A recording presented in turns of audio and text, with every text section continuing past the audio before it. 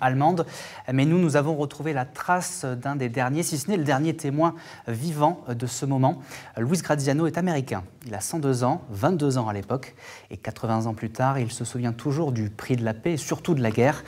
Thibaut Malandrin a recueilli son précieux témoignage. Vous êtes ici, c'est ça? Oui, c'est moi, juste là. C'est bien lui, sur cette photo de la reddition allemande. L'Américain Luis Graziano, 22 ans à l'époque, 102 aujourd'hui. Il était alors chargé de la surveillance des bâtiments militaires de Reims, et notamment du quartier général et du bureau d'Eisenhower. C'est à ce titre qu'il a pu assister à l'événement.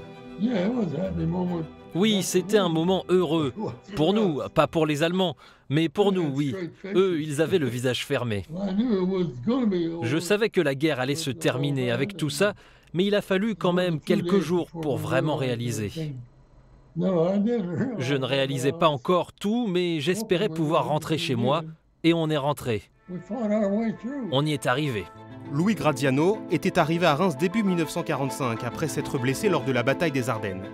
Sur son temps libre, il renoue parfois avec son premier métier, coiffeur, et découvre les charmes de la Cité des Sacres, notamment ce jour où un mur étrange l'intrigue et attise sa curiosité. J'ai demandé à mes hommes de faire un trou dans ce mur pour voir ce qu'il y avait derrière.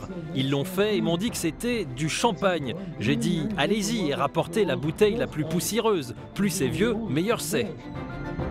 Le propriétaire de la cave va se plaindre auprès d'un général américain qui décide de retirer de la solde de Luis Graziano le montant du champagne dérobé. J'ai dit au général « on s'en fiche, car on s'est quand même bien amusé ». Et vous aimez toujours le champagne aujourd'hui? Ah oui, c'est bon. À Reims, il va surtout tomber sous le charme d'une militaire américaine, Bobby, qu'il voit un jour jouer au ballon. Je l'ai rencontrée et lui ai proposé un rendez-vous. Elle l'a accepté.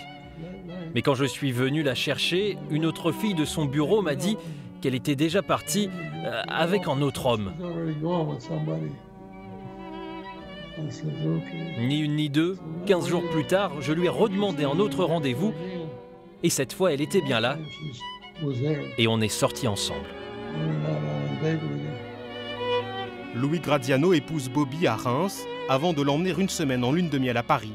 Le couple aura 5 enfants, dont Kim, ici à ses côtés. Tout ce qu'on savait, c'était qu'ils s'étaient rencontrés et mariés à Reims. Ils ne parlaient jamais de la guerre. Si on sort dîner ensemble, ça nous prend une éternité pour sortir. Tout le monde veut voir mon père pour lui serrer la main. Je me sens honorée de l'avoir pour père. Luis Graziano a reçu aux États-Unis la Légion d'honneur pour ses années de guerre passées en France. Il est le dernier témoin direct de la reddition encore en vie. I'm still lucky to be here.